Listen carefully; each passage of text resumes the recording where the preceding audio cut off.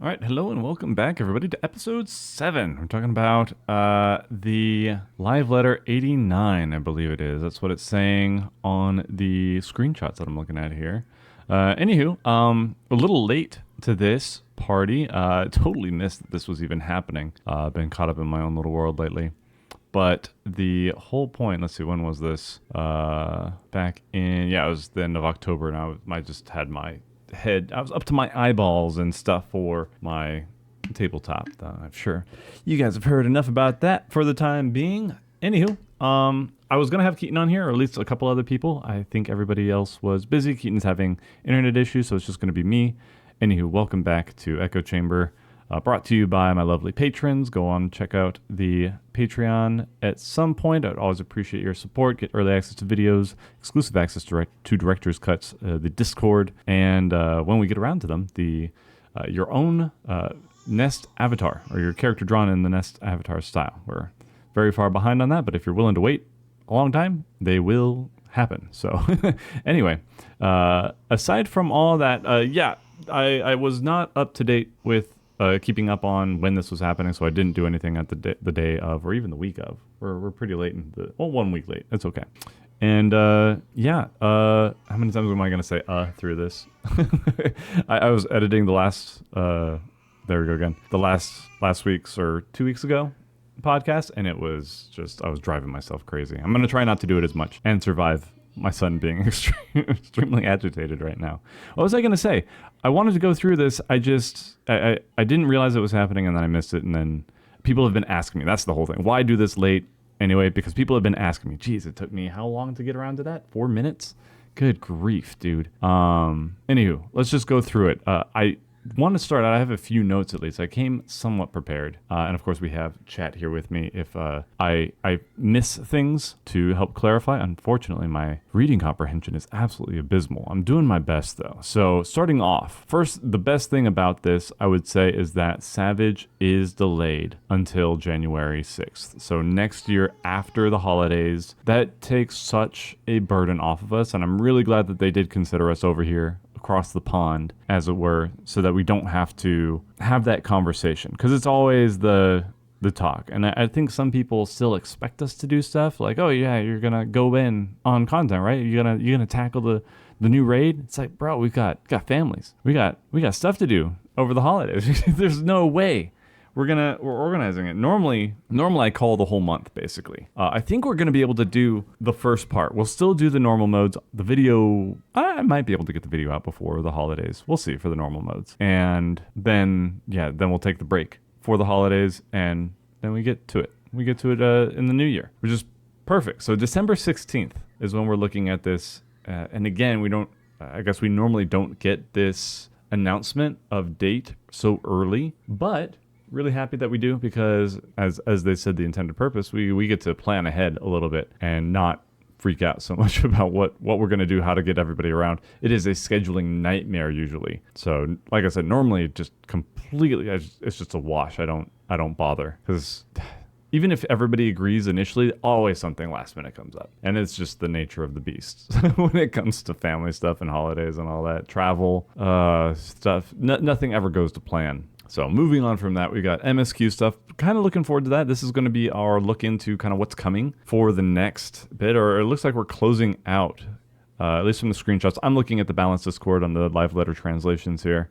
I did not watch the live letter myself because I don't understand enough Japanese to do that. Working on it, just not enough. Maybe at some point I'll use it as listening practice, but not today. Not anytime soon with everything going on. But it looks like we're still in Alexandria or someplace close. And then another area that is not necessarily Alexandria, or perhaps a different part of it. Maybe we're actually going to that shard. It would be interesting since we have the key. We can do a whole bunch of stuff. And yeah, I don't have a whole lot of speculation as to what we're going to be doing. I haven't paid too much attention. I'd like to see I guess it depends on if we're going to go see another game, right? Because that's usually the trend. Another shard is another game. What are we going to see? What still exists? I don't know what shards have actually been consumed. I forget.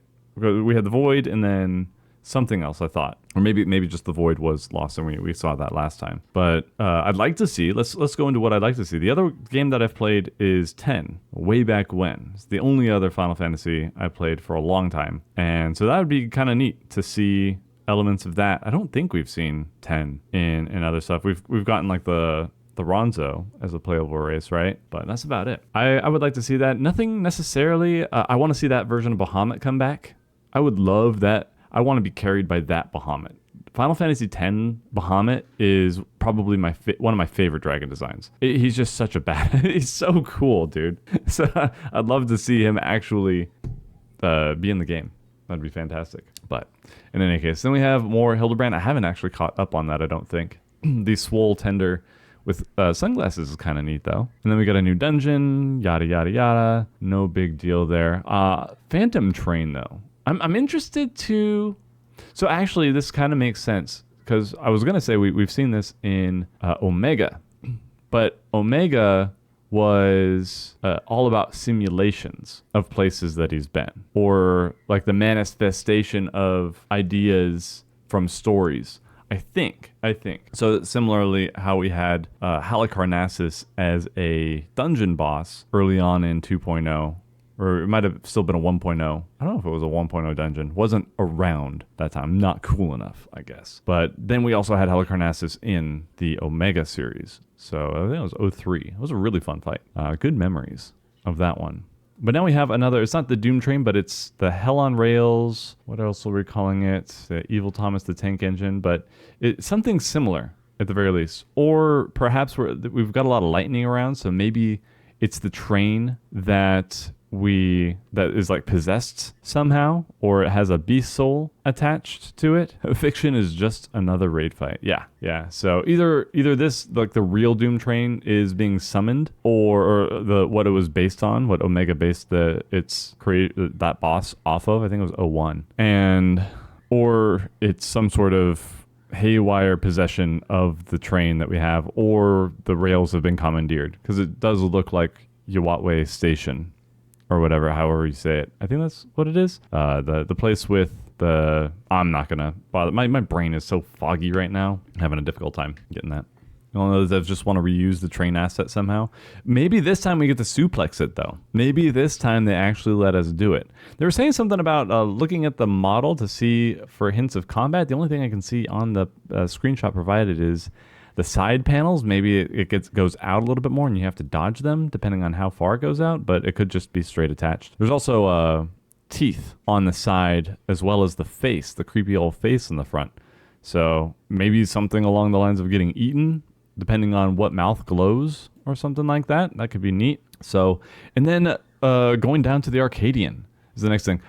I should mention, this is probably not this one, but once the patch hits, we're not going to have echo chambers anymore. I know it's going to be devastating for the 5 of you who are listening and watching this on YouTube. But Fridays are going to be taken up by our raids for the mount farms. So I'm going to be extremely busy for that whole period. Obviously, of course, holidays. But after the fact, until we get our totems, I'm going to be doing Monday through Friday content, and my wife is not going to be very happy with me. So she's very supportive, but at the same time, it's like my state is one of the only ones, us in Hawaii, I think, that don't do daylight savings. So now our usual raid time goes 1 hour later. So normally what I do to alleviate that is help her out an hour earlier. Like I stop work earlier, go and help her so that she's not just running around with her head cut off. And then I come in for bedtime, which not my favorite thing to do. Always makes winter kind of suck, but there's nothing I can do with people on the East Coast. Otherwise, it gets super late, I think, for them. And yeah, Reed actually has to work as a moderator when the patch hits. So sad. No, we'll be sure to make you regret it even more. I'm sure the bits are... There's so much potential for cursed content when we get into new raids. But the normal mode, I'm hoping, is going to be fine. Like I've said over and over and over again, during this, this expansion, the fight design has been unbelievable. It's fantastic. I've been super happy. It's made the combat tolerable. The mechanics keep us engaged. They've been difficult but interesting. The DPS checks have been like just enough to push us to be better and do well without like just being mind-numbingly difficult. So I like that. It's been a really good balance. This one, I don't know how it's gonna to pan out difficulty-wise. Usually they do go up, but it's like when we talk about things like Alexander or whatever. I know that was a weird time, but that was in reverse, where Creator was actually probably the easiest of the raid series. It could always happen, is what I'm saying. So I'm very interested. It looks like on this, it's a Reaper and Warrior weapons around the outside of the arena. I just like the Coliseum look, and it looks like we can fall off, which is fantastic. Always a big fan of that. And I'm wondering if one day they're going to bring back Titan mechanics where if you fall off, you're just dead. you disappear. I would appreciate a spectator cam, so that we're not just looking at the ground, our dead bodies the whole time. But it would kind of be neat if they balanced the fight around, if you fall off, you just die, kind of a thing. You can't come back. You have to full wipe. That might get annoying. That might get really old after a while. But at the same time, if there was like no DPS check and you just had to keep surviving the mechanics and stuff, probably wouldn't be very fun for the rest of the group if they get knocked off. I mean, original Titan and Leviathan, yeah, you know, fun times. It was a different era. I don't know if they could keep the fight fun while making it so permadeath is a thing, or even do it so that you have to open a portal or something to get the people back after they've fallen up. Like, you have to complete the mechanic successfully in order for a second chance. That could be part of the mechanic, and even have maybe some sack strats. I don't know. It's just throwing out random ideas at this point. So let's see. Yeah, I'm looking forward to it. Looks like we have a red-haired Elezen. We've got a white-haired Elezen. Lots of Elezens in this patch, or this preview. Maybe white and red. Maybe they're a duo. Who knows? And then yeah, but I'm looking forward to it. Not a whole lot to not a lot to glean from right now. It says new character revealed early for people to plan cosplays, apparently. Sure, I guess. I suppose if people, I don't know how long the cosplay takes, but there should still be enough time. There's like 3 months, 4 months between when the fight actually comes out and the fan fest. So I don't know if a month early, a couple weeks early is going to make that big of a difference, but I'm not a cosplayer, so I don't know. Maybe they would. See, PF would get very mad if they if we had permadeath. Yeah. Oh, it would be an absolute storm. Yeah, and Deep Dungeon Revive Orbs. Yeah, going back to going back to the design for normal mode, just falling off. Let's see, we've got a new Unreal. I don't care too much about the Unreals.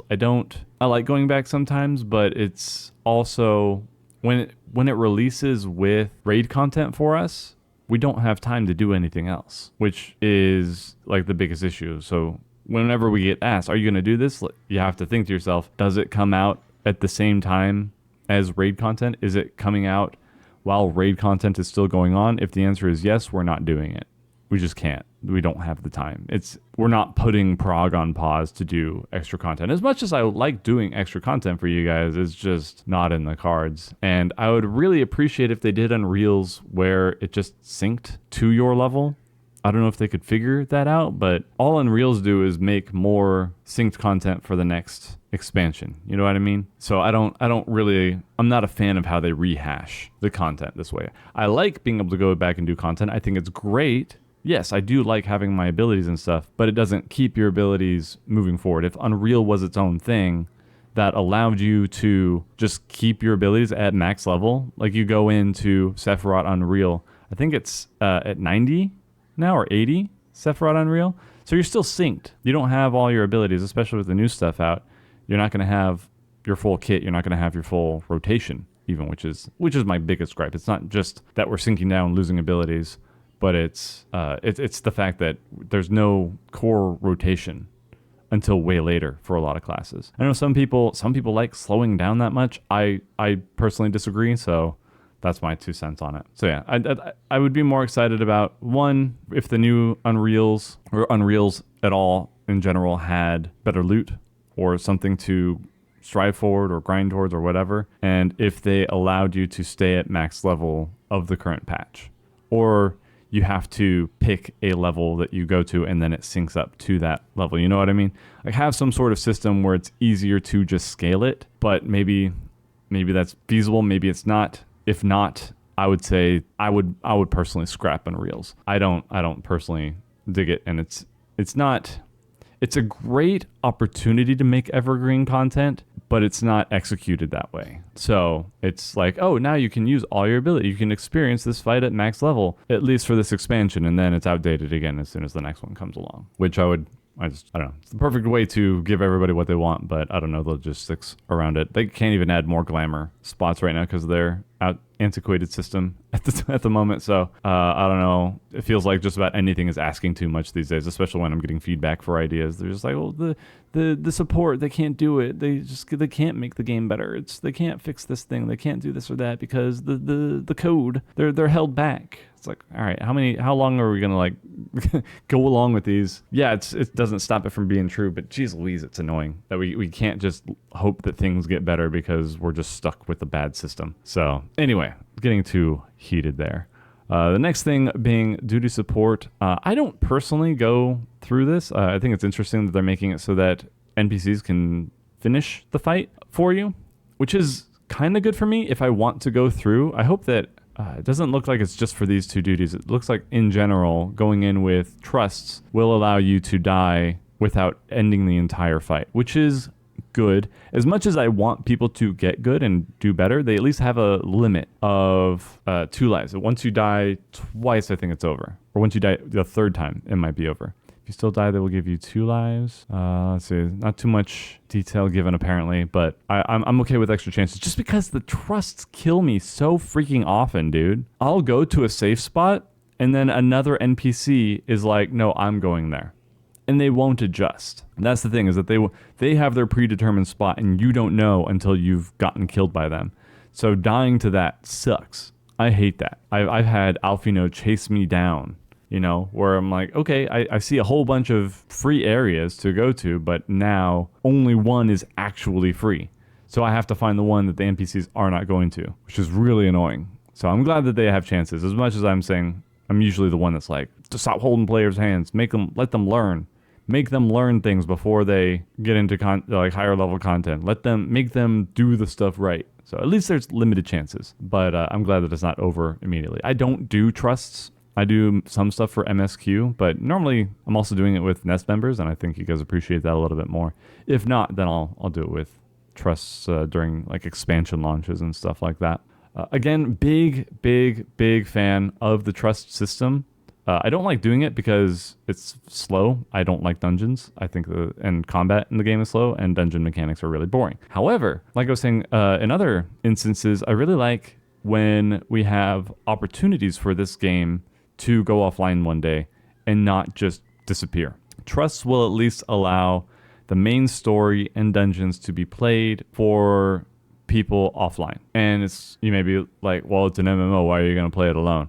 Yeah, you're not going to get all the experiences of MMO play unless people boot up private servers, which they probably will at some point. But for things like most movements like the Stop Killing Games, it allows the story, which is a big part of Final Fantasy, this series, it allows the story to be preserved and allows people to experience it and go through all the stuff and at least do that much. So I think that's cool. I do wish there were more interesting mechanics for battle in combat, because that's usually other games' claim to fame or lame, right? The combat system is really good or it's really bad.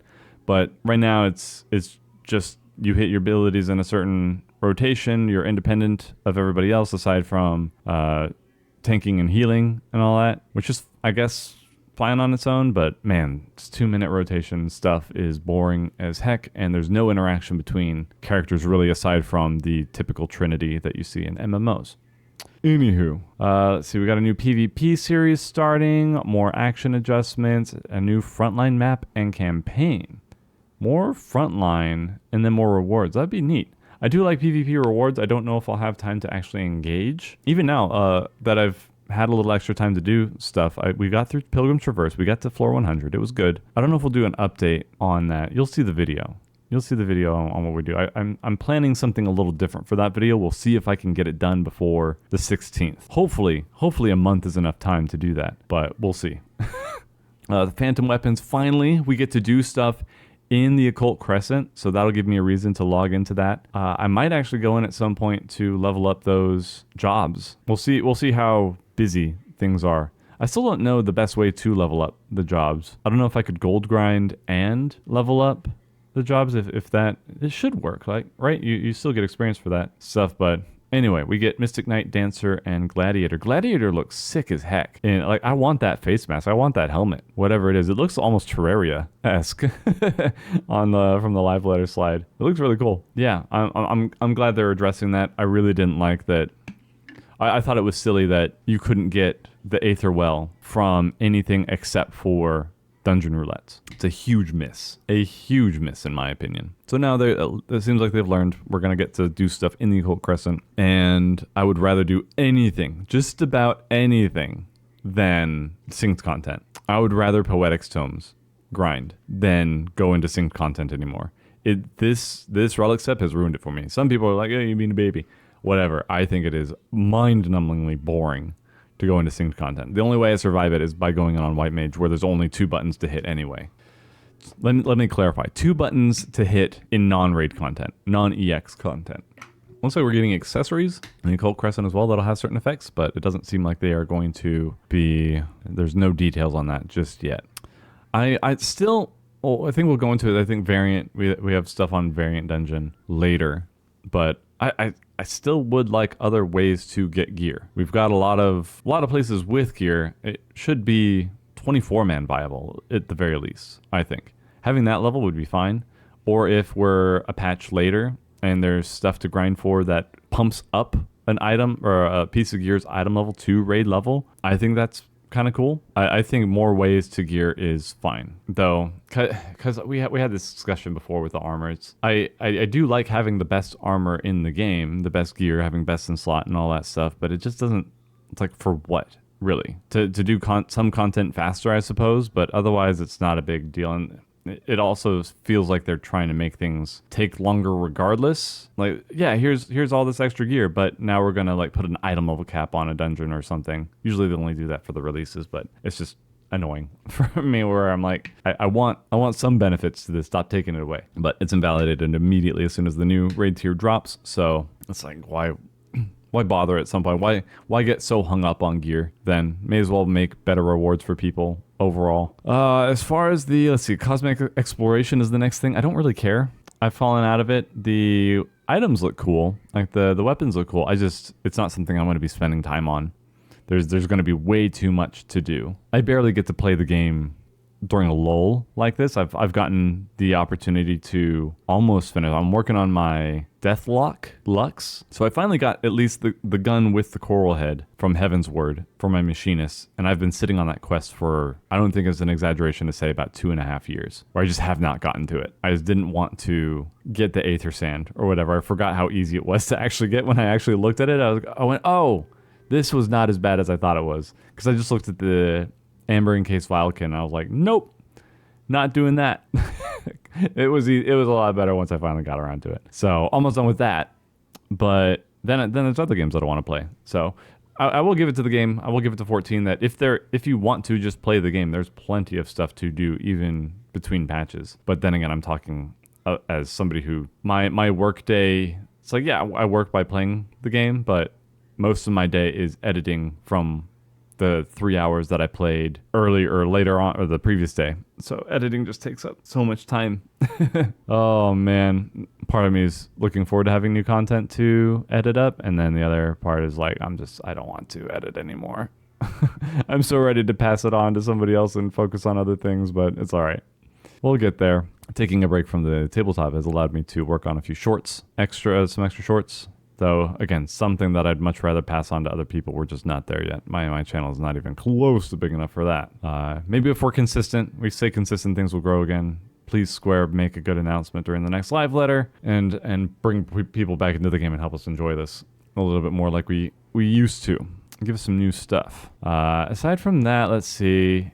Yeah, there's ruin exploration. Exploration for the... It looks like the cosmetic exploration, at least, is very cool. It looks like a fallen civilization, and you get to... Very Medion-esque. You see that kind of sphere in the middle. It reminds me of Ultima Thule. So we'll see. We'll see what that actually entails. I think it's really cool what they're doing with it. But, yeah. Moving on to the variant dungeon. New variant dungeon is basically getting drawn into a storybook, it looks like. So that...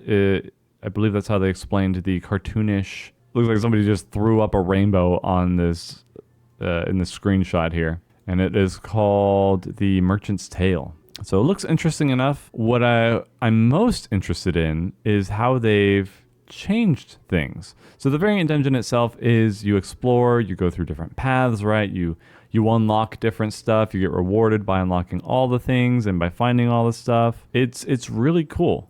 But now the special thing... Like, oh yes, of course we get some cool rewards or whatever, some mounts and whatnot. Instead of it going variant, criterion, savage, we are getting variant advanced. So now it's just boss battles. And you go into each boss, in whatever order you want, and then you get a reward for beating that boss, and you can leave at any time and keep that reward. I think that's fantastic. And then you get a bonus for beating all of them. I could definitely see us getting people to do this in the 0.5 patch once we're done with raids and extreme trial stuff. Definitely go back and do that, or Heaven on High, because that's the only other deep dungeon that I haven't finished at this point, and I like to have it under my belt, and I'm not soloing it. But yeah, it's really cool. So then it's variant dungeon advanced, and then criterion. So I think that is cool. And then criterion is high difficulty duty, features even more challenging versions of the 3 boss battles from the normal variant with increased strength and more punishing mechanics. It's cool. It's good. More gear, which I'm not... The female stuff is hot, like that navel exposure. And hips. The male is... Okay, looks like more Thavnarian pants. A flying carpet. That's a nice reward there. It looks really big. I imagine I'd be interested to see if you can fit more than one person on that. Or if it's just a giant magic carpet. At least one other person, right? And then seeing a whole new world as you fly your unsuspecting companion around. I thought we were going to go do maps. Don't you dare close your eyes as you fly off into the other direction. That we're getting teased into Corvos since Grahatia said they got flying carpets in there. I don't know. I forget what that is. While you explain it. We got UI customization, which is fine. But the main thing for raiding is that we get strategy boards. Yippee! We get to finally tell our strats to each other without having to pull out Photoshop and crap. And we can collaborate together at the same time. Oh my goodness, this is going to be so good. And it's like the built-in stuff. So we don't have to wait for websites to be updated. We can just have everything we need and hopefully not be spoiled. I don't know how they're going to deal with that. It seems like things will just be very basic, or we'll just have to be careful on our own as we are now. I'm looking forward to that though. This is going to be so good. Finally hopefully we get it with this next patch. And they're not like, sorry, something went wrong with it again. You're gonna have to wait again after the raid tier is done. And then we all just cry ourselves to sleep. The command panel is really cool. That'll be really helpful because I do have a lot of emotes that I want to have a lot of the time, but I just don't have the space on my hotbars to put them on. So this will be really nice. And it looks like we can put in that'll help me keep my stuff clean as well. Because I have my jobs on my sidebar, some side hotbars. Just put them into one of these control or command panels. That'll be so helpful. Post Endwalker, Scion, goodbye to Rising Stone's party back in 6.0. Graha more or less dropped tease about it. Okay. Yeah. So, and then I think the final thing about this is the glamours, right? Talking about the being able to glam any armor from anything, and then still you have to keep the weapons the same, which is totally fine. I did have hope that because it was like single-handed that we could use crafting gear on a gladiator paladin. I had hope.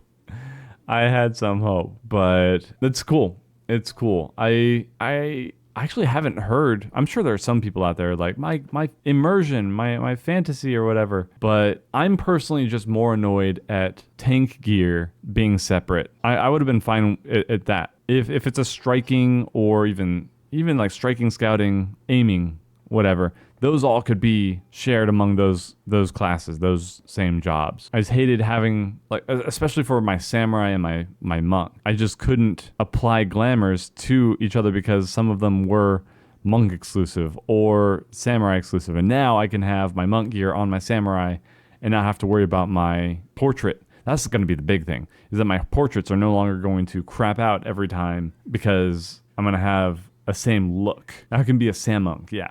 I'm excited for this. This is really good. I'd love to have because my favorite tank gear, it's actually really hard, but one of my favorite pieces of tank gear is the Lion Liege from early, like 2.0. The Bosnian Fending set is another one, but just being able to have that Lion gear on other tanks as well when I'm feeling in the mood is going to be great. Because otherwise, I think the biggest issue is that you would glam some gear and then switch to another set, and then because you're not in a sanctuary, then you don't get to it doesn't glam anymore, and then your glam just goes away because it's just the default gear without it. So I'm happy to get rid of that issue. Remember from the live letter they mentioned that it won't be level locked either, so endgame gear as a glam on a level 5 monk. That's interesting. Where you cue all the people that are like, it's gonna make people who are not as far in the game not want to play anymore because they're just gonna see everybody with the endgame stuff and be like, what's the point? I'm not looking that cool. Same argument about not having synced abilities in lower level content, but let's see, what else is here? We have the Orzean Symphony. Not interested in going out. Still a pain in the butt for me. Still super anxiety inducing. The FanFest is still a big toss-up for me. I'm leaning 80% no. Anyway, please note it's for glam purposes, but don't think I can wear endgame gear for stats as a level 1 sprout. Yeah, no, I get that. I get that. That would be funny. I've been kind of getting that same vibe doing synced content, unsynced. I'm very glad that the old relics allow you to do that. So going through with my machinist and beating A9 Savage with in 1 minute 4 seconds was my record that day with that because I had to have that relic weapon equipped. With level 100, I could probably shave a lot off that time, but. Yeah, I wanted to go over this because I did have people asking me. I wanted it all in one place for my thoughts on things because I know not everybody can watch every stream, and we'll see. I'm trying to stay consistent with the echo chamber stuff. I'm not going to be able to do it, like I said earlier, with all of the stuff going on with the raids because every day is going to be just jam full of stuff, and I'm not going to have extra time unless I do it super early, and I suppose I could do it that way. We'll see, though, because doing it super early, I'll just have to record on my own. There's no point in streaming when everybody's at work, you know what I mean? I'm not doing it over the weekend.